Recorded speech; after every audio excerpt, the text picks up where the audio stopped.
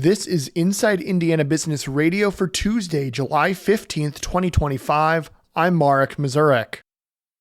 Indiana University students Lucas Lemmy and Luke Noss were training for the Little 500 but still wanted to enjoy a night out without feeling hungover the next day.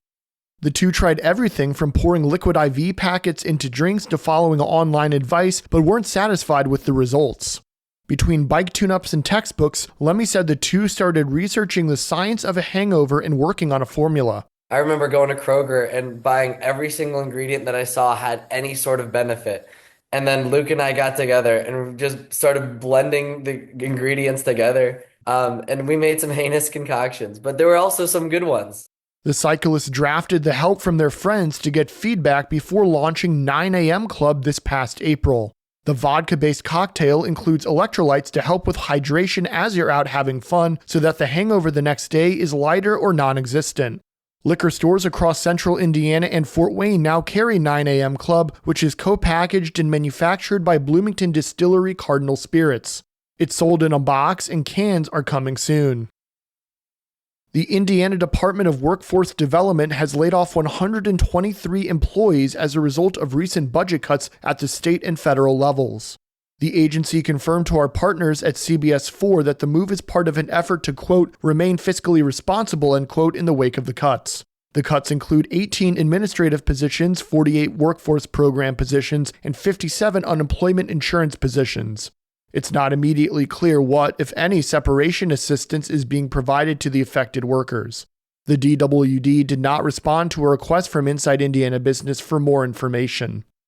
From the number one source for Indiana business news, this is Inside Indiana Business Radio. To succeed, you need to stay informed. You need to be engaged.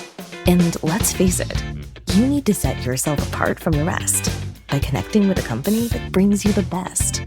Because in today's environment, business is an ever-moving target, and we'll help you chase it. IBJ Media.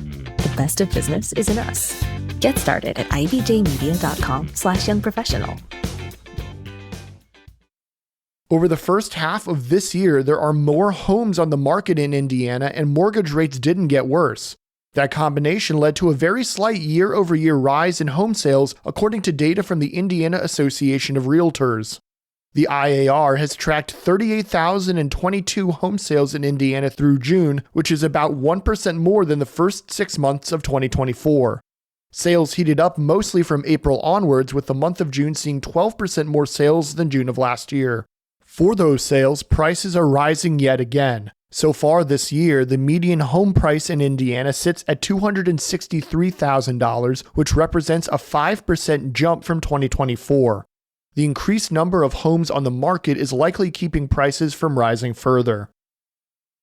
A $5 million grant from the Lilly Endowment's Giving Indiana Funds for Tomorrow initiative will be used to build a 2.5-mile trail in Pike County.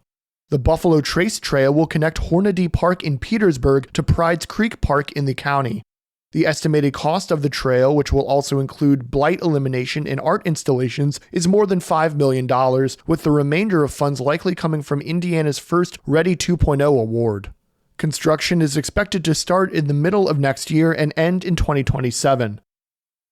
Ed Carpenter Racing announced Tuesday that it plans to relocate its headquarters from Speedway to Westfield's Grand Park Sports Campus, where it is expected to be the first piece of a district planned at the sports complex.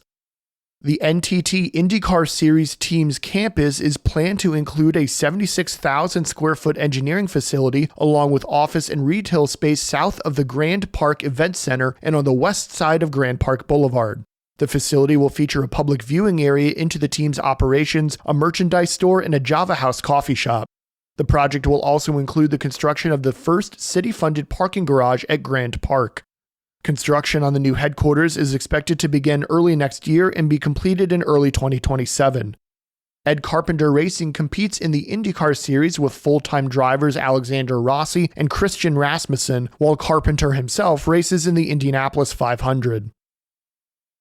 The new leader of Indiana's Office of Entrepreneurship and Innovation, Brian Schutt, is this week's guest on the Business and Beyond podcast with Gary Dick, presented by PNC. a weekly conversation with high-profile Hoosiers in business, sports, entertainment, and beyond. Available now from your favorite podcast provider. I'm Marek Mazurek for Inside Indiana Business Radio On Demand.